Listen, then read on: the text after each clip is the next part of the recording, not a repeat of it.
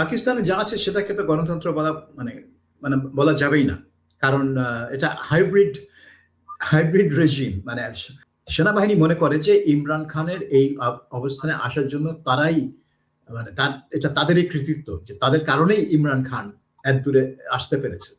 কাজেই ইমরানের উচিত তাদের পুতুল হিসেবে কাজ করা। পাকিস্তানের সেনাবাহিনী যতদিন ক্ষমতার কেন্দ্রে থাকবে, যতদিন পাকিস্তানের প্রতিরক্ষা পররাষ্ট্র নীতি এই সেনাবাহিনী নিয়ন্ত্রণ করবে, ততদিন তারা ভারতের সাথে সম্পর্ক স্বাভাবিক হতে দেবে না। দুইটা দল, মুসলিম লীগ আর পাকিস্তান পিপলস পার্টি, আর এদিকে জামাতে ইসলামী আর অন্যান্য ইসলামী দল, তাদের মধ্যে একটা মানে ঠান্ডা লড়াই চলে সংসদে, কিন্তু আসল খেলা তো হয় সংসদের বাইরে।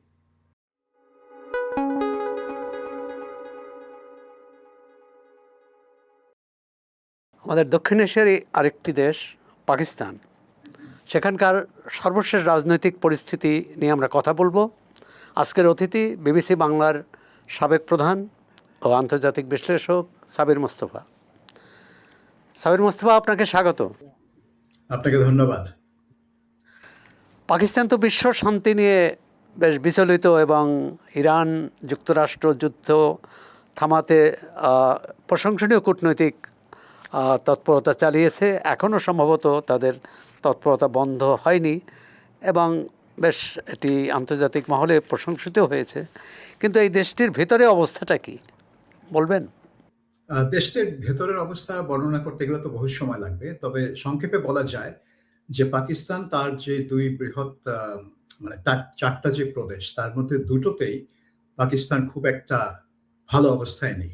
আপনি জানেন যে দীর্ঘদিন ধরে খাইবার পাখতুনওয়া প্রদেশে লড়াই চলছে পাকিস্তানি তালেবানের সাথে, এবং সেই লড়াই এখন আফগানিস্তানের সাথে লড়াই ছড়িয়ে গেছে। আফগানিস্তানের ভেতরেও পাকিস্তানি হামলা চলছে। কিন্তু সম্প্রতি যেটা হচ্ছে যে বালুচিস্তান, যেটা পাকিস্তানের সবচেয়ে বড় প্রদেশ, বালুচিস্তান সেটা আয়তনের দিক থেকে পাকিস্তানের সবচেয়ে বড় প্রদেশ। প্রায় ৪৪% এলাকা নিয়ে বালুচিস্তান প্রদেশ, যদিও জনসংখ্যা কম, ১.৫ থেকে ২ কোটি মতো হবে। সেখানে আপনার দীর্ঘদিন ধরে একটা বিদ্রোহ চলছে। বিদ্রোহ মানে থেমে থেমে বিদ্রোহ হয় ওখানে। আপনি ১৯৪৮ সাল থেকে সেখানে মানে মাঝে মধ্যেই বিদ্রোহ হয়, এবং এই বিদ্রোহ কোনো সময় দমন করা হয় ব্রুটালি, কোনো সময় আলোচনার মাধ্যমে নিষ্পত্তি হয়, কোনো সময় বিদ্রোহ সীমিত হয়ে যায়। কিন্তু ইদানিং আমরা যেটা দেখতে পাচ্ছি যে বিদ্রোহ ক্রমশ ক্রমশ আরো সফিস্টিকেটেড হচ্ছে, এবং তাদের হামলার আরো পরিকল্পিত, এবং এই বিদ্রোহীদের হামলা পরিকল্পিত এবং নির্দিষ্ট কিছু নিশানা মানে লক্ষ্যবস্তু লক্ষ্য করে তারা হামলা চালাচ্ছে, যেগুলো পাকিস্তানের জন্য খুবই বিপজ্জনক। কারণ আপনি জানেন যে চীনের সাথে পাকিস্তানের একটা ইকোনমিক করিডোর আছে। চীনের সিনজিয়াং প্রদেশের খাসগড় থেকে আপনার খাইবার পাখতুনওয়া হয়ে পুরো বালুচিস্তানের ভেতর দিয়ে গিয়ে বেলুচিস্তানের গোয়াদার সমুদ্র বন্দরে গিয়ে এই করিডোর পড়েছে, এবং এই করিডোরের আশেপাশে চীনের অনেক অর্থনৈতিক কর্মকাণ্ড আছে। তো ইদানিং যেটা লক্ষ্য করা যাচ্ছে, বিশেষ করে গত ১০-১৫ বছরে, এই চীনা বিভিন্ন লক্ষ্যবস্তুকে টার্গেট করছে এই বালুচ বিদ্রোহীরা, যেগুলো শুধু পাকিস্তানের অর্থনীতির উপর একটা বড় চাপ না, চীনের সাথে পাকিস্তানের সম্পর্কের উপরে একটা চাপ, এবং চীনের এই যে একটা গুরুত্বপূর্ণ ইকোনমিক করিডোর, সেই করিডোরের নিরাপত্তা, সেই করিডোরের আদৌ টিকতে পারবে কিনা সেটাও প্রশ্নের মুখে ফেলে দিচ্ছে। সো এটা জুলাই মাসের সংঘর্ষে স্যার একটু আপনাকে থামাচ্ছি। এই জুলাই মাসের সংঘর্ষে ৪২ জন সেনা ও পুলিশ সদস্য মারা গেছেন এবং বিদ্রোহীদের মধ্য থেকেও অনেকে নিহত হয়েছেন। তার মানে এটি তো একেবারে নিয়ন্ত্রণের বাইরে চলে গেছে বলা যায়। এটা এখন পাকিস্তানের জন্য একটা বিরাট মাথা ব্যথা হয়ে দাঁড়িয়েছে, এটা নিয়ে কোনো সন্দেহ নেই। কারণ আগে যেটা বলছিলাম, বিদ্রোহীদের আক্রমণের ধরন এখন অনেক সফিস্টিকেটেড হয়েছে, তাদের অস্ত্র-শস্ত্র এবং তাদের পরিকল্পনা। তবে একটা জিনিস হচ্ছে যে এখানে একটা বিদ্রোহী গোষ্ঠী না, এখানে বালুচ লিবারেশন আর্মি বলে একটা গোষ্ঠী আছে, তারা আবার ২ ভাগে বিভক্ত হয়ে গেছে। তারপরে আরেকটা বালুচ লিবারেশন ফ্রন্ট বলে আরেকটা আছে, এবং তার পাশাপাশি ২-১টা ইসলামপন্থী বিদ্রোহ গোষ্ঠীও আছে ওখানে। কাজেই এখানে একটা একক নেতৃত্ব নেই। বালুচ জাতীয়তাবাদী বা মুক্তিকামী বা স্বাধীনতাকামী এরকম একটা একক গোষ্ঠী এখানে নেতৃত্ব দিচ্ছে না। যেটা মানে যেটা আর কি বাংলাদেশের 1970-71 চিত্র থেকে বালুচিস্তানকে ভিন্ন করে দেয়। কারণ 1970-71 বাংলাদেশে একক একটা শক্তি ছিল আওয়ামী লীগ। তাদের নেতৃত্বেই বাংলাদেশের মুক্তিযুদ্ধ হয়েছে এবং এটাকে কেউ চ্যালেঞ্জ করতে পারেনি তখন, এবং এখানে কোনো বিভক্তি ছিল না। কিন্তু বালুচিস্তানে সেরকম না। এবং আপনি দেখেন সম্প্রতি 2 দিন আগেই আম বালুচিস্তান স্বাধীনতা ঘোষণা করেছে বলে একটা খবর বের হলো। এটা ছিল একজন বালুচ লিবারেশন আর্মি হ্যাঁ, তারা ঘোষণা করেছে এবং তারা বলেছে প্রদেশের অধিকাংশ এলাকা তাদের নিয়ন্ত্রণে আছে এটা বালুচ বা লিবারেশন মুক্ত। এটা বোধহয় এটা নিয়ে একটু বিভ্রান্তি আছে যে এই ঘোষণাটা বালুচ লিবারেশন আর্মি করেছে কিনা, বা আর্মি করলে আর্মির কোন গ্রুপ, কারণ এখানে 2টো গ্রুপ আছে। হ্যাঁ, সো এটা কোন গ্রুপ এবং যার নামে এইটা করা হয়েছে মীর সামথিং বালুচ, তিনি একজন নামকরা ব্যক্তি এবং অ্যাক্টিভিস্ট, কিন্তু তার সেই স্বাধীনতা ঘোষণা করার এখতিয়ার আছে কিনা বা তার সেই স্বাধীনতা ঘোষণাটা কেউ লোকজন মানবে কিনা সেটা নিয়ে প্রশ্ন আছে। এবং তিনি যে দাবি করছেন যে 85% এলাকা এখন তাদের দখলে, সেটা জি সেটা নিয়েও আপনি প্রশ্ন তুলতে পারেন যে এলাকা দখল করা মানেটা কি? কোনো বড় শহর কি তাদের দখলে আছে? আমার তো মনে হয় না। কিন্তু সেটা না হলেও এই যে একটা পদক্ষেপ, যে কেউ হোক, মানে যে কোনো বিদ্রোহী গোষ্ঠী হোক, তারা স্বাধীনতা ঘোষণা করলো, এটা কিন্তু প্রথম। এর আগে কিন্তু যত বিদ্রোহ হয়েছে সেগুলো কিন্তু ঠিক স্বাধীনতার লক্ষ্যে না, সেটা হচ্ছে পাকিস্তানের কেন্দ্রীয় শাসন থেকে স্বায়ত্তশাসন পাবার একটা স্বায়ত্তশাসন, এক বাসনা। ধরনের স্বায়ত্তশাসন এবং নিজেদের আহ, অধিকার প্রতিষ্ঠা।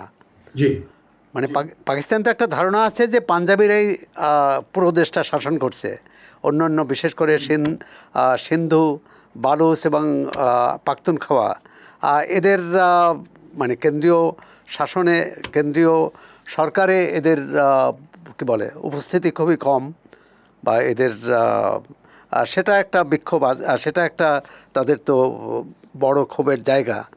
এখন মানে এই যে বিভিন্ন গ্রুপ হওয়ার পর সত্ত্বেও কিন্তু তা হঠাৎ করে যে তাদের এই তৎপরতা বাড়লো, এর পিছনে ভূ রাজনৈতিক কোনো বিষয় কাজ করেছে কিনা, অর্থাৎ তৃতীয় কোনো দেশ সহায়তা করছে কিনা? আমার মনে হয় যে এই ধরনের বিদ্রোহ এবং এই ধরনের ইনসার্জেন্সি তৃতীয় দেশের সহায়তা ছাড়া করা খুব কঠিন। এবং আপনি দেখেন যে পাকিস্তানও কিন্তু বিদেশি শক্তি নিয়ে এই বেলুচি বিদ্রোহ অতীতে দমন করেছে, যেমন 70 দশকে। এটা হচ্ছে ইরানের বিপ্লবের আগে যখন শাহ ক্ষমতায় ছিলেন, তখন কিন্তু 73 সালে যে বিদ্রোহ শুরু হয়েছিল সেটা দমন করার জন্য কিন্তু পাকিস্তান সরকার ইরানের সামরিক সহায়তা নিয়েছেন এবং পেয়েছিলেন। এবং ইরান তখন তাদের বিমান বাহিনী, তাদের হেলিকপ্টার বাহিনী দিয়ে পাকিস্তানের অভ্যন্তরে এই বালুচ বিদ্রোহীদের লক্ষ্য করে আক্রমণ চালাতো। কাজে পাকিস্তান কিন্তু অন্য শক্তিকে ব্যবহার করেছে বালুচ বিদ্রোহীদের দমন করতে।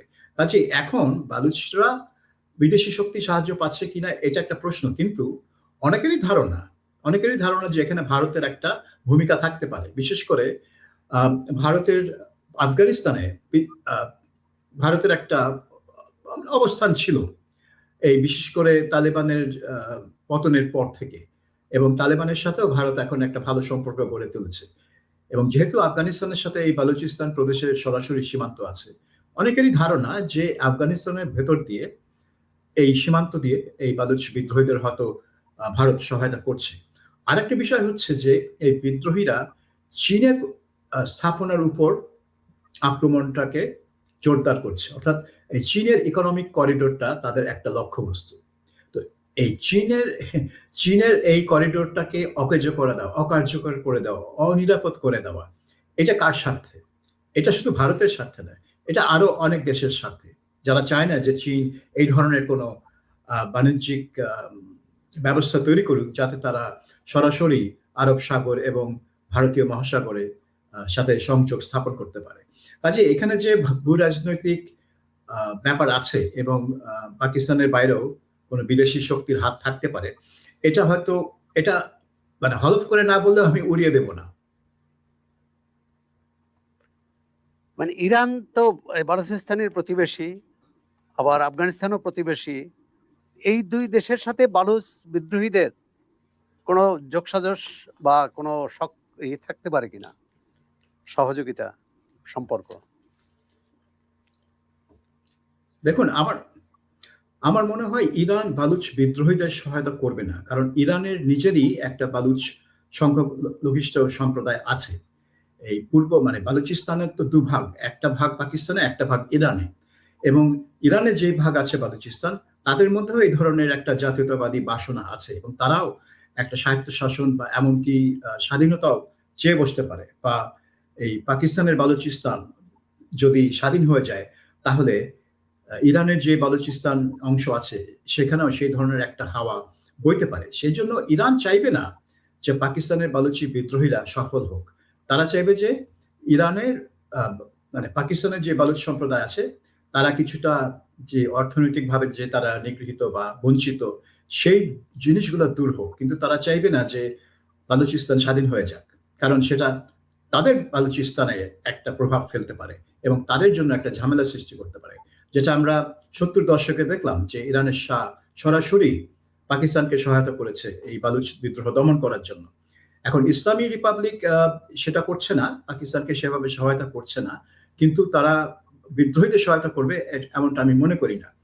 তবে আফগানিস্তানের তালেবান যেহেতু এখন পাকিস্তানের এই সামরিক বাহিনী এবং এই শাসক গোষ্ঠীর সাথে একটা দ্বন্দ্বে জড়িত আছে, তারা বালুচদের সহায়তা করতেই পারে। কারণ বালুচ এবং পশতুন এরা কিন্তু একে অপরের শত্রু না, এরা কিন্তু সবসময় একে অপরের সাথে সহযোগিতা করে এবং তাদের মধ্যে একটা সামাজিক এবং ঐতিহাসিক একটা মানে মেলামেশার ইতিহাস, মানে মেলামেশা আছে।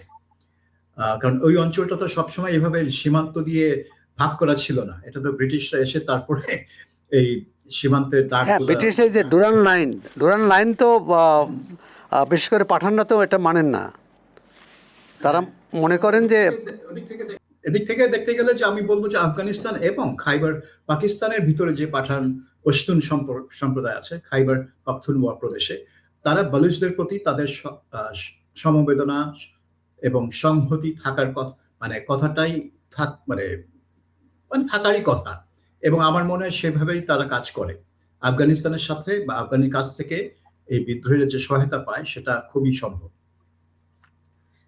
বেলুচিস্তানে এই বিদ্রোহ তো দীর্ঘদিনের। এক হচ্ছে আপনি বলছিলেন যে 48 সাল থেকে শুরু, 60-এর দশকে তো সেখানে খুব কি বলে বিদ্রোহ জোরদার ছিল এবং যে কারণে টিক্কা খান যে বেলুচিস্তানের কসাই খ্যাতি বা কি বলে অখ্যাতি লাভ করেছেন, তার পেছনেও ছিল যিনি 71-এ আবার বাংলাদেশের জনগণের উপর গণহত্যা চালিয়েছেন।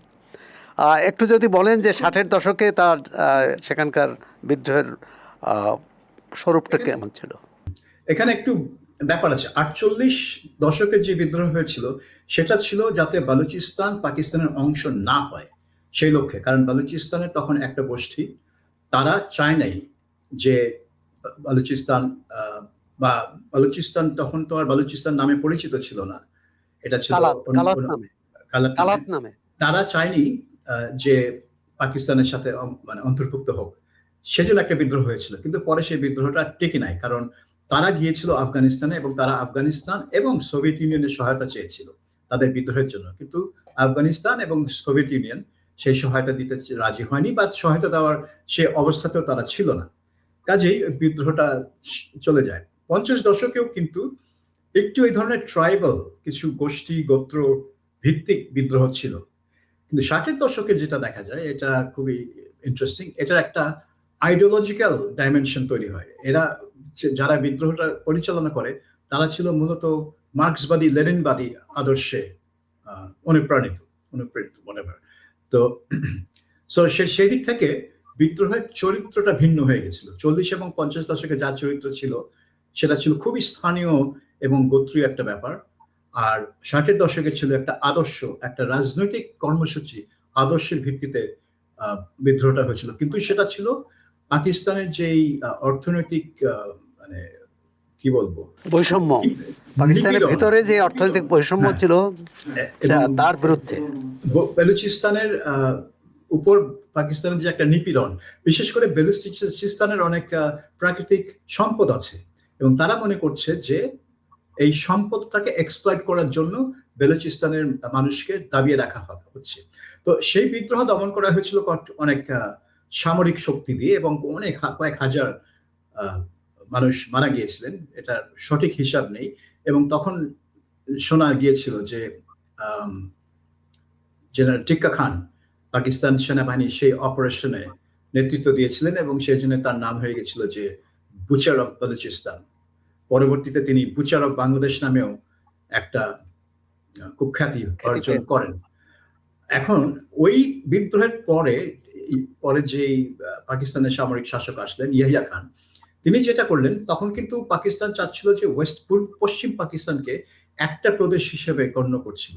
সাংবিধানিকভাবে পশ্চিম পাকিস্তান ছিল একটা প্রদেশ, কিন্তু বালুচিস্তানের অনেকেই বলছিল যে না, এটাকে বালুচিস্তান মানে আলাদা প্রদেশ হতে চায়, কারণ আলাদা প্রদেশ হলে আলাদা সরকার, আলাদা সংসদ, আলাদা কিছু স্বায়ত্ত শাসনের ব্যাপার থাকে তখন। তো ইয়াহিয়া খান এসে সেটা করেছিলেন। তিনি এই বালুচিস্তান, সিন্ধ প্রদেশ, পাঞ্জাব, মানে এক প্রদেশ ভেঙে দিয়ে আগের প্রদেশ প্রাদেশিক অবস্থানটাকে আবার তিনি স্বীকৃতি দিলেন। চার প্রদেশে ফিরে গেলেন। কিন্তু তারপরে আবার ভুট্টো যখন ক্ষমতা আসলেন, তিনি যেটা করলেন, তিনি আবার ওই বালুচিস্তান প্রদেশের যে নির্বাচিত সরকার ছিল, ন্যাশনাল আওয়ামী পার্টির সরকার, সেই সরকারকে ভেঙে দিলেন, তাদেরকে বাতিল করে দিলেন, যার ফলে আরেকটা বিদ্রোহ শুরু হয়ে গেল।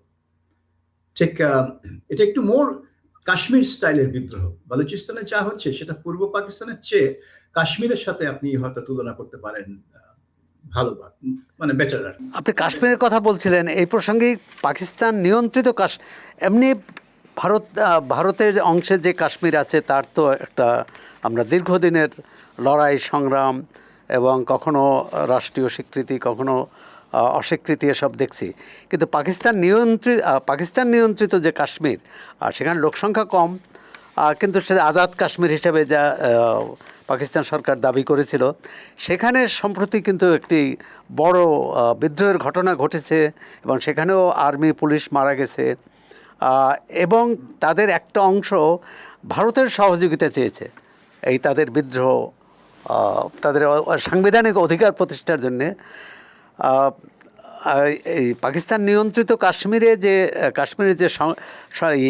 আইনসভা আছেন, অর্থাৎ প্রাদেশিক বা বিশেষ অঞ্চলের আইনসভা, সেখানে একটা প্রভিশন আছে, একটা নিয়ম আছে যে একটা অংশ বাইরে 40% যারা কাশ্মীরি কিন্তু কাশ্মীরের বাইরে বসবাস করেন, তারা সদস্য হতে পারবেন, কিন্তু কাশ্মীরে বসবাসকারী স্থানীয়রা এর বিরোধী।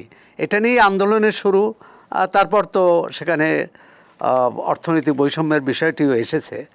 এখন এই মানে দীর্ঘদিন পর কিন্তু পাকিস্তান নিয়ন্ত্রিত কাশ্মীরে একটা বিদ্রোহের ঘটনা ঘটলো, এটাকে আপনি কিভাবে দেখছেন? না, এটাকে আমি খুব একটা গুরুত্ব দেই না। এটার কারণ হচ্ছে, তারা যদি ভারতের সহযোগিতা চেয়ে থাকে, তাহলে আমি ধরেই নিব যে এদের গঠনের পেছনেই ভারতের একটা হাত ছিল। এটা হচ্ছে ভারত একটা মানে তার মানে ভারত নিয়ন্ত্রিত কাশ্মীরে যেই বিদ্রোহী গোষ্ঠীগুলো কাজ করে, তাদের সাথে যে পাকিস্তানের যোগসাজশ, সেটার কাউন্টার হিসেবে ভারত এইটা করে থাকতে পারে, এবং এটা খুব একটা বেশি দূর আগাবে বলে আমার মনে হয় না। আচ্ছা, এখন পাকিস্তানের গণতান্ত্রিক ব্যবস্থাটা কিভাবে আপনি এটা ব্যাখ্যা করবেন? আমরা দেখি যে সেখানে একটা গণতান্ত্রিক সরকার আছে, সংসদ আছে, সিনেট আছে, প্রাদেশিক সরকারগুলো আছে, কিন্তু ক্ষমতার মূল চাবিকাঠিটা সেনাবাহিনীর হাতে। আপনি তো উত্তর দিয়ে দিয়েছেন। এটা কি গণতন্ত্র বলবো আমরা এখানে মার্শাল গণতন্ত্র বলবো নাকি? না, এখানে একটা ব্যাখ্যা আছে, একটা টার্ম আছে যে মনে আছে হয়তো, হাইব্রিড রেজিম বলা হয়। হাইব্রিড রেজিম মানে হচ্ছে যে গণতান্ত্রিক যেই ব্যবস্থার যেই চেহারাটা গণতান্ত্রিক। আপনি যে বলছেন যে প্রতিষ্ঠানগুলো আছে, একটা সংসদ আছে, নির্বাচন হয়, সেই সংসদে যে সংখ্যাগরিষ্ঠ পায় সেই প্রধানমন্ত্রী হয়। কিন্তু পাকিস্তানের ক্ষেত্রে এই সব ক্ষমতা আসলে সেনাপ্রধানের হাতে, এবং সেনাপ্রধান শুধু এখন সেনাপ্রধান না, তিনি হচ্ছেন সামরিক প্রধান, অর্থাৎ তিনি সকল বাহিনীর প্রধান, এবং তাকে আইন করে এমন একটা পজিশনে নেওয়া হয়েছে যে তিনি সারা জীবনের জন্য একটা সুবিধা পাবেন। অর্থাৎ আসিম মুনির, ফিল্ড মার্শাল আসিম মুনির এখন শুধু প্রধানমন্ত্রীর সমতুল্য না, তিনি প্রধানমন্ত্রীর উপরে চলে গেছেন। এবং যেটা আপনি খেয়াল করে দেখবেন, যুক্তরাষ্ট্রের প্রেসিডেন্ট ডোনাল্ড ট্রাম্প সেটা তাকেই স্বীকৃতি দেয়। তিনি যত না শাহবাজ শরীফ, প্রধানমন্ত্রী শাহবাজ শরীফের কথা বলেন, তার চেয়ে বেশি কথা বলেন ফিল্ড মার্শাল আসিম মুনিরকে নিয়ে। কারণ তিনি জানেন সকল ক্ষমতা হচ্ছে ফিল্ড মার্শাল মুনিরের হাতে। তো তিনি আর ওই মানে ভদ্রতা করে লোক দেখানোর জন্য শাহবাজ শরীফকে কিছু বলেন না। তিনি সরাসরি যান যেখানে ক্ষমতা, যেখানে সেখানে তিনি সরাসরি যান। এখন এই যে সংসদ, এখানেও কিন্তু একটা বড় গলদ আছে। গলদটা হচ্ছে যে আপনি জানেন গত নির্বাচনের আগে প্রধানমন্ত্রী ইমরান খানকে সংসদীয় একটা অনাস্থা প্রস্তাবের মাধ্যমে ক্ষমতাচ্যুত করা হয়। সেটা হয়তো আইনগত বৈধতা ছিল, কিন্তু পরে যেটা করা হয় যে তাকে জেলে ঢোকানো হয় এবং তাকে এবং তার স্ত্রীকে নানান রকম মামলায় তাদের সাজা দেওয়া হয় এবং তার দলের উপর চরম একটা নিপীড়ন নেমে আসে। তাদের দলের 188টি মামলা আছে তার বিরুদ্ধে, ইমরান খানের বিরুদ্ধে। তার দলের বিরুদ্ধে নানান রকম মামলা বলছি, যে ধরনের নিপীড়ন নেমে আসে, বিভিন্ন নেতাকে তারা ধরে নিয়ে গিয়ে বলে যে হয় তুমি রাজনীতি থেকে চলে যাও, নয় তোমার বিরুদ্ধে আমি এই মামলা করে তোমাকে আমি চিরকাল জেলে রাখবো। তো সে কারণে অনেকেই আপনার রাজনীতি থেকে চলে গেছেন, তার ইমরানের দল পিটিআই এর বিভিন্ন নেতা। কিন্তু ইমরানের জনসমর্থন কিন্তু এখনো বলা হয় যে পাকিস্তানের যে কোনো নেতা তিনি জনপ্রিয়। এবং এই নির্বাচনে দেখা গেল যে পিটিআই নির্বাচন করতে পারে নাই, কারণ পিটিআই কে তার নির্বাচনী মার্কা দেওয়া হয়নি। তার মার্কা ছিল ক্রিকেট ব্যাট, সেটা তার দেওয়া হয়নি। তো মার্কা ছাড়া তারা নির্বাচন করতে পারবে না। সো তারা যেটা করলো, বিভিন্ন আসনে স্বতন্ত্র প্রার্থী দিল এবং ভোটাররা জানলো যে এই হচ্ছে পিটিআই সমর্থন পুষ্ট প্রার্থী, এবং তারা 96টা আসনে জয়ী হলো। যেটা আর কি মানে তারা যদি একত্রিত হতো, একটা দল হতো 96 আসনে, তারা প্রধান বিরোধী দল হয়ে যেত। অর্থাৎ তারা কোনো প্রচারণা করতে পারেনি, পিটিআই কোনো সভা করতে পারেনি, কোনো লিফলেট ছাপাতে পারেনি, কিছু করতে পারেনি। পুরো ক্যাম্পেইন তারা করেছে সামাজিক মাধ্যম দিয়ে, পুরোপুরি সোশ্যাল মিডিয়াতে তারা ক্যাম্পেইন করছে। সেটা করে তারা 96টা আসনে জয়ী হয়েছে। তো বোঝা যায় যে ইমরান খান এবং পিটিআই পাকিস্তানের প্রবল জনপ্রিয়, এবং সেই জনপ্রিয়তার কারণেই এই শাহবাজ শরীফের দল, মুসলিম লীগ এবং সেনাবাহিনী ইমরান খানকে একদম কোনো ছাড় দিতে রাজি না। কারণ তারা জানে যে ইমরান খান বেরোলে আবার যদি সে রাজপথে নামে বা নির্বাচন করে, তাকে ঠেকিয়ে রাখা যাবে না। যে দলটি দেশের সবচেয়ে জনপ্রিয়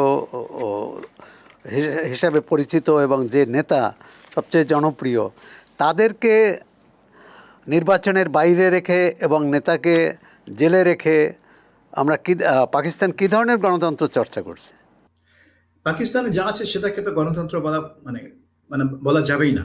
কারণ এটা হাইব্রিড রেজিম, মানে মুখে মানে সামনাসামনি গণতন্ত্র, কিন্তু আসলে কোনো গণতান্ত্রিক ব্যবস্থা এটা না। কারণ এখানে জনগণের ইচ্ছার কোনো প্রতিফলন হয়নি। যারা সরকারে আছে, যে সংসদ আছে, সেখানে যেমন জনগণের ইচ্ছার কোনো প্রতিফলন নেই, ক্ষমতার কেন্দ্র সংসদে না বা প্রধানমন্ত্রীর দপ্তরে না, এটা হচ্ছে সেনা সদর দপ্তরে। কাজেই নির্বাচন যাই হোক না হোক, পাকিস্তানের যতদিন ক্ষমতা সেনা সদর দপ্তরে থাকবে, ততদিন আপনি পাকিস্তানকে গণতান্ত্রিক দেশ বলবেন কি করে? এটা একটা লোক দেখানো গণতন্ত্র। পাকিস্তান বহু পিছিয়ে আছে এই গণতান্ত্রিক যাত্রায়, বহু দূর পিছিয়ে আছে। মানে বেলুচিস্তানের এই সাম্প্রতিক বিদ্রোহের পিছনে এই গণতন্ত্রহীনতাও একটা কারণ হিসেবে কাজ করেছে কিনা? অবশ্যই, কারণ আপনি দেখেন 73 সালে যে বিদ্রোহ হলো, ওটার কারণই তো ছিল যে জুলফিকার আলী ভুট্টো নির্বাচিত সরকারকে বরখাস্ত করে দিলেন। সেটা থেকেই তো বিদ্রোহটা শুরু। আর এখন যেটা হচ্ছে যে তারা মনে করে না যে এই পাকিস্তানের এই শাসন ব্যবস্থায় বেলুচিস্তান কেন কোনো প্রদেশেরই বা মানে গোটা দেশেরই কোনো গণতান্ত্রিক অধিকার মানে পাবে বা পাচ্ছে।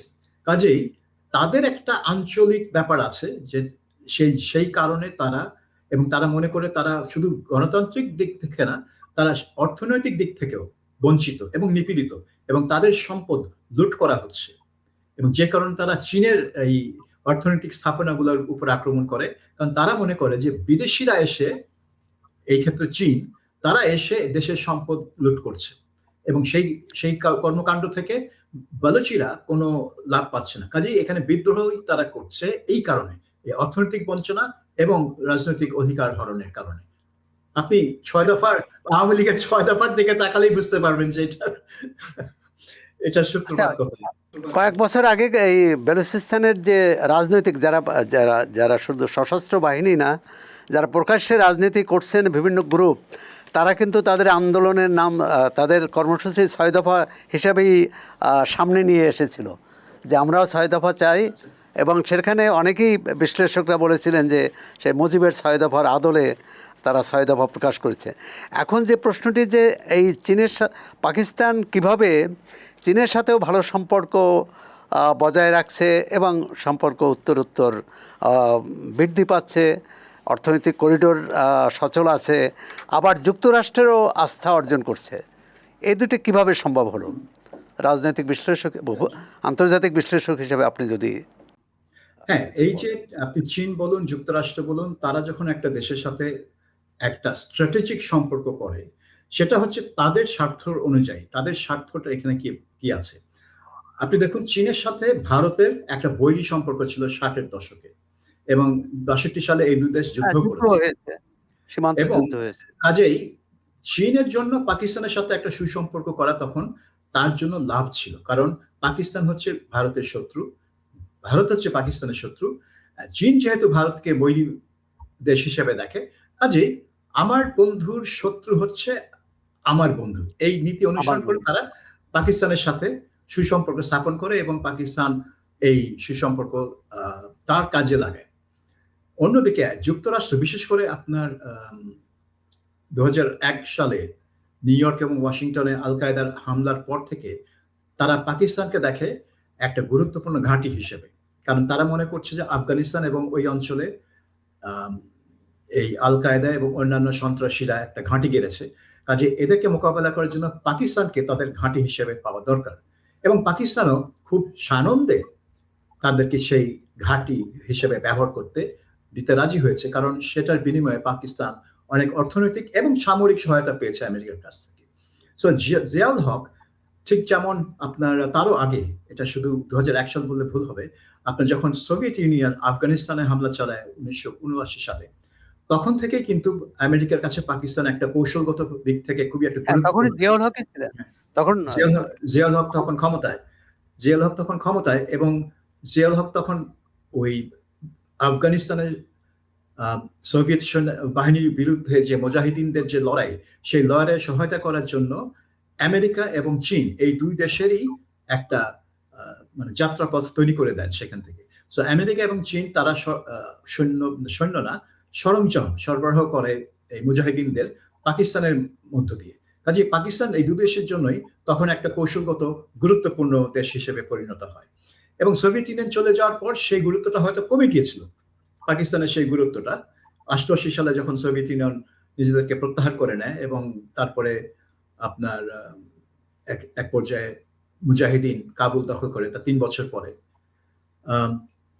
কিন্তু 2001 সালে সেই 9/11 যে ঘটনা, নিউ ইয়র্ক এবং ওয়াশিংটনে হামলা, তারপর থেকে পাকিস্তান হয়ে গেছে আমেরিকার জন্য কৌশলগতভাবে একটা অত্যন্ত গুরুত্বপূর্ণ দেশ, এবং সেই অংশীদারিত্ব পাকিস্তান খুব ভালোভাবে কাজে লাগিয়েছে, কারণ তারা একদিকে আফগানিস্তানের সাথে লড়াইয়ে আমেরিকাকে সাহায্য করেছে এবং আমেরিকা পাকিস্তান সেনাবাহিনীকে সাহায্য করেছে।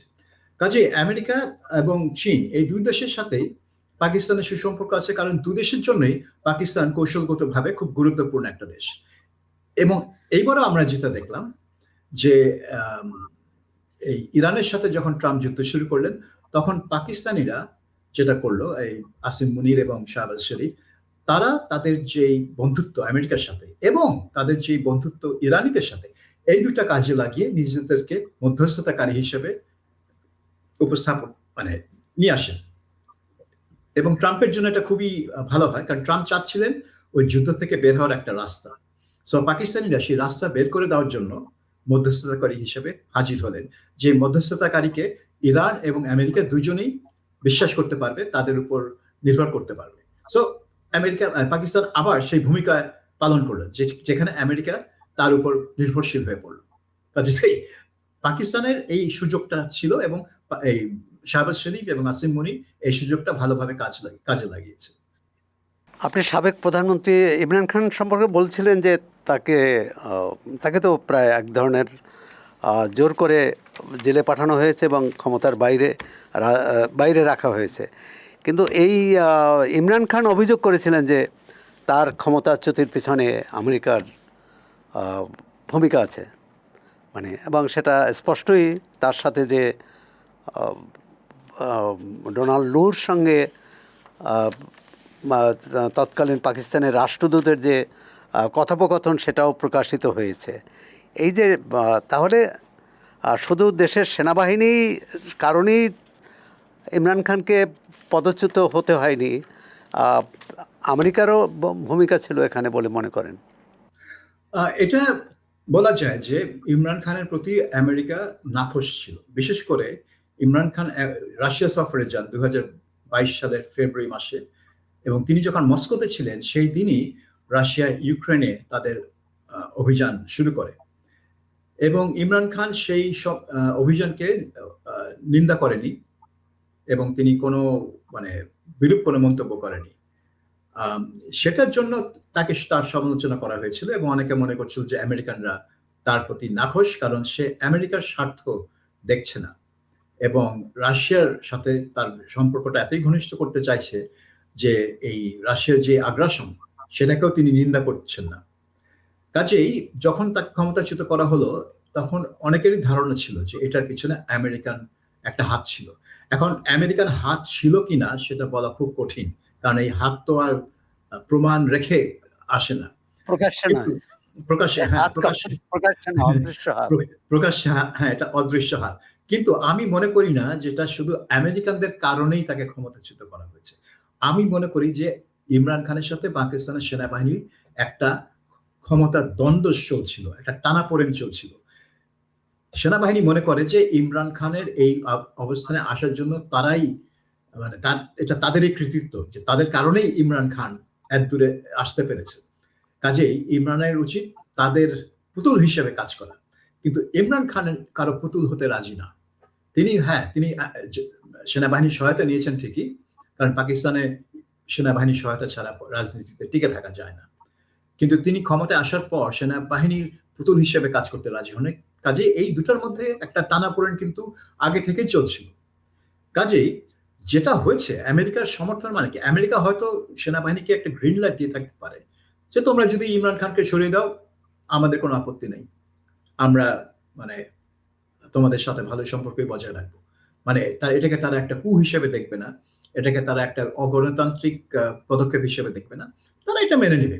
কাজেই আমি মনে করি যে এটা আমেরিকান, এটা সেনাবাহিনী করেছে, কিন্তু আমেরিকার সমর্থন বা কি বলবো যে এটা একটা কনসেন্ট ছিল যে হ্যাঁ ঠিক আছে আমাদের আপত্তি নেই। এটা হচ্ছে একটা নো অবজেকশন সার্টিফিকেট হয়তো আমেরিকা দিয়েছে, অনাপত্তি পত্র। না, তারা অনেক দেশেই দিয়ে থাকেন। বলুন, ভবিষ্যতে ভারত পাকিস্তানের সম্পর্ক কোন দিকে যাবে? আরও বিপজ্জনক দিকে, না এই এখন যেভাবে এক ধরনের অস্বস্তির সম্পর্কই আছে এটাই বহাল থাকবে, না এর থেকে উত্তরণেরও কোনো সম্ভাবনা আছে? না, এটা থেকে উত্তরণের সহজা কোনো সম্ভাবনা নেই, একেবারেই নেই। আগামী 1-2 বছর তো নেই, আর 3-5 বছর কোনো স্বাভাবিকীকরণ হবে কিনা তা জানি না। ইনফ্যাক্ট বলতেই পারেন যে হবে না, কারণ পাকিস্তানের সেনাবাহিনী যতদিন ক্ষমতার কেন্দ্রে থাকবে, যতদিন পাকিস্তানের প্রতিরক্ষা পররাষ্ট্র নীতি এই সেনাবাহিনী নিয়ন্ত্রণ করবে, ততদিন তারা ভারতের সাথে সম্পর্ক স্বাভাবিক হতে দেবে না। কারণ ভারতে হচ্ছে সেনাবাহিনীর জন্য একটা একটা বড় সুযোগ যে ভারতের হুমকি জুজু দেখিয়ে তাদের ক্ষমতা বৃদ্ধি পায়, এবং পাকিস্তানের মানুষ সেনাবাহিনীকে সমর্থন করে কেন? তারা মনে করে যে এই সেনাবাহিনী ভারত থেকে তাদেরকে রক্ষা করবে এবং পাকিস্তানের অখণ্ডতা, স্বাধীনতা, সার্বভৌমত্ব এই সেনাবাহিনী বজায় রাখবে। এইটাই তো পাকিস্তানের সেনাবাহিনীর ক্ষমতার ভিত্তি, কারণ জনগণ কখনো সেনাবাহিনীর বিরুদ্ধে যায় না। ইমরান খানের সময় বিরুদ্ধে যেত, কিন্তু এই যে ভারতের সাথে যে একটা 3-4 দিনের লড়াই হয়ে গেল, সেই লড়াইয়ে পাকিস্তান সেনাবাহিনী সারা দেশকে কনভিন্স করলো যে তারা জয়ী হয়েছে এবং ভারতকে আমরা একেবারে হিউমিলিয়েট করেছি। এটার জন্য সেনাবাহিনী আবার পুনরায় তাদের সেই পুরনো জনপ্রিয়তা ফিরে পায়। কাজেই ভারতের সাথে সম্পর্ক কখনোই সেনাবাহিনী ভালো হতে দেবে না, বরঞ্চ সেনাবাহিনী সবসময় চেষ্টা করবে। সেনাবাহিনী সবসময় পাকিস্তান সরকার হয়তো ভালো, পাকিস্তানের সেনাবাহিনী ভালো হতে দেবে না, কিন্তু এই দ্বিপক্ষীয় সম্পর্কের অবনতির পেছনে ভারতের বর্তমান ক্ষমতাসীন যারা, তাদেরও তো একটা ভূমিকা আছে বলে অনেকে মনে করেন। হ্যাঁ, ভূমিকা আছে, কিন্তু ব্যাপারটা হচ্ছে যে আপনি তো এর আগেও যখন এই বিজেপি ক্ষমতায় ছিল না, তখনও তো পাকিস্তান সেনাবাহিনী ভারতের সাথে সম্পর্ক ভালো হতে দেওয়ার কোনো ইচ্ছাই ছিল না তাদের। দেখেন আপনার নওয়াজ শরীফ কিন্তু ভারতের সাথে সম্পর্ক উন্নয়ন করার একটা প্রচেষ্টা নিচ্ছিল। তখনই জেনারেল পারভেজ মোশাররফ, যিনি পাকিস্তানের সেনা প্রধান ছিলেন, তিনি কি করলেন? তিনি সরকারকে না জানিয়েই কার্গিলে একটা অপারেশন শুরু করলেন, অঘোষিত যুদ্ধ। অঘোষিত যুদ্ধ, কার্গিল যুদ্ধ চললো কয়েক সপ্তাহ ধরে 1999 সালে। পরবর্তীতে পাকিস্তান সেনাবাহিনীকে সরে আসতে হচ্ছে ওখানে, তারা এই কার্গিল হাইটস ধরে রাখতে পারেনি। কিন্তু কথা হচ্ছে যে এইটার মাধ্যমে নওয়াজ শরীফের যত প্রচেষ্টা ছিল ভারতের সাথে সম্পর্ক উন্নয়ন করা, সব নাকচ হয়ে গেল, আগাতে পারলো না। এবং এটাই ছিল একটা বার্তা সেনাবাহিনীর। এবং পরবর্তীতে তো নওয়াজ শরীফ মুশাররফকে বরখাস্ত করার চেষ্টা করেন, বরখাস্ত করতে গিয়ে তিনি বরখাস্ত হয়ে গেলেন, কারণ মোশাররফ একটা কু করে ক্ষমতা দখল করে নিল। তাকে নওয়াজ শরীফ বরখাস্ত করেছে, কিন্তু মোশাররফ উল্টা কু করে তাকেই হটিয়ে দিলেন। কাজেই পাল্টা বরখাস্ত করলেন। এবং ভারতে আপনার সরকার যাই থাকুক না থাকুক, পাকিস্তানে মানে কারণ ভারতের সরকার চেঞ্জ হতে পারে, চেঞ্জ হয়ে যে ভারতের সরকার নতুন, সেটা গণতান্ত্রিক উপায়েই হবে। হ্যাঁ, মানে ভোটের মাধ্যমেই হবে, ভোটের মাধ্যমে হবে। এবং ওই সরকার তার একটা পাকিস্তানের প্রতি একটা ইতিবাচক নীতি তিনি অবলম্বন করতে পারেন, কিন্তু এবং সেটা ভারতে কেউ বাধা দিবে না সেভাবে। কিন্তু সেটা যদি পাকিস্তানের মানে সরকার যদি সেই ইতিবাচক নীতির সাথে হাত মেলানোর চেষ্টা করেন, তখন পাকিস্তান সেনাবাহিনী সেটা হতে দেবে না। কাজেই আমরা বাধাটা আসলে ওখানেই। আপনি ভারতে যাই হোক না কেন, বাধাটা ওইখানে। কারণ ওই পাকিস্তানের সেনাবাহিনীর ক্ষমতা তো আপনি কোনোভাবেই বদলাতে পারছেন না, এটা নির্বাচনের মাধ্যমে তো সেটা বদলানো সম্ভব না। পাকিস্তানি শাসক গোষ্ঠী বা সেনাবাহিনীর এই দমন পীড়ন এবং বৈরী আচরণ সত্ত্বেও সেখানে অতীতে আমরা দেখেছি 60, 70, 80 দশকেও যে একটা শক্তিশালী সিভিল সোসাইটি, মানে নাগরিক সমাজের একটা ভূমিকা ছিল। তারা গণতন্ত্রের পক্ষে, মানবাধিকারের পক্ষে জোরালো ভূমিকা রেখেছে। আর সেই ভূমিকাটা তো সাম্প্রতিককালে সেভাবে দৃশ্যমান নয়। এর কি কারণ? এখন এটা কারণটা বোঝা খুব মুশকিল, কারণ এক সময় ছিল, বাংলাদেশেও ছিল একটা শক্তিশালী সিভিল সোসাইটি। কোথায় তারা আজকে তারাই, আমি তো তাদেরকে খুঁজে পাই না। তো যাই হোক, পাকিস্তানের যেটা হয়েছে যে একটা উগ্রবাদী রাজনীতির উত্থান হয়েছে পাকিস্তানে, এবং সেই উগ্রবাদী মনোভাবটা শুধু ওই দলগুলো না, এটা জনসাধারণের মধ্যেও ছড়িয়ে গেছে আমার যা দেখে মনে হয়। এবং ওই উগ্রবাদী উত্থানের মধ্যে এই সিভিল সোসাইটি, গণতন্ত্র মানা, স্বাধীন চেতা, বা যারা বাক স্বাধীনতা, চিন্তার স্বাধীনতা নিয়ে মানে ক্যাম্পেইন করেন, তাদের টিকে থাকা খুব কঠিন। এবং পাকিস্তানে এই সিভিল সোসাইটি এখনো আছে, কিন্তু তারা সেভাবে আর দৃশ্য পান না, তারা সেভাবে আর সোচ্চার না, কারণ তারা জানে, এবং অনেকে দেশ ত্যাগ করে চলে গেছেন। এই ধরনের যারা সেকুলার এবং প্রগতিশীল নাগরিক সমাজের প্রতিনিধি, তারা অনেকেই বিদেশে চলে গেছেন বাধ্য হয়ে। হ্যাঁ, চলে গেছেন, কারণ হুমকিটা এখন আর ওই কি বলবো বাকবিতণ্ডার মধ্যে নেই। এটা বিতর্ক না, এটা এখন হুমকিটা হয়ে গেছে প্রাণ নাশের হুমকি। কাজে পাকিস্তান এদের জন্য নিরাপদ না, সেজন্য তারা হয় চুপ থাকেন, না হয় বিদেশ চলে যান। এই অবস্থা হয়েছে পাকিস্তানের। এখন এখানে একদিকে সামরিক বাহিনীর সাথে মানে উপর মানুষের এত আস্থা, অন্যদিকে ভারতের জুজু, আরেক দিক থেকে আপনার ওই পাকিস্তানের যে তালিবান, তাদের হামলা, সব মিলে পাকিস্তানের সমাজ এমন একটা অবস্থায় আছে যেখানে মানে সুস্থ রাজনীতি করাই খুব কঠিন। তার মধ্যে এই নির্বাচন, এই দুইটা দল, মুসলিম লীগ আর পাকিস্তান পিপলস পার্টি, আর এদিকে জামাতে ইসলামী আর অন্যান্য ইসলামী দল, তাদের মধ্যে একটা মানে ঠান্ডা লড়াই চলে সংসদে, কিন্তু আসল খেলা তো হয় সংসদের বাইরে। যাক, গণতান্ত্রিক দেশে তো আসল খেলা সংসদেই হওয়া উচিত, রাজনীতির কেন্দ্রবিন্দু হওয়া উচিত, যেটা হয় না, এটা দুর্ভাগ্য। তা আমরা চাই যে পাকিস্তানের যে জনগণের তাদের যে অধিকার, তাদের মানবাধিকার, তাদের গণতান্ত্রিক অধিকার এবং মত প্রকাশের স্বাধীনতাটা প্রতিষ্ঠিত হবে এবং আত্মনিয়ন্ত্রণ অধিকার প্রতিটি জাতিগোষ্ঠীর থাকা উচিত। বাংলাদেশের যে স্বাধীনতার পিছনেও এই আত্মনিয়ন্ত্রণ অধিকার লড়াইটাই মুখ্য ছিল। সাবির মোস্তফা, আপনি এই চর্চায় সংলাপে সময় দেওয়ার জন্য আপনাকে অনেক ধন্যবাদ, শুভেচ্ছা। আপনাকে ধন্যবাদ। ভালো থাকবেন।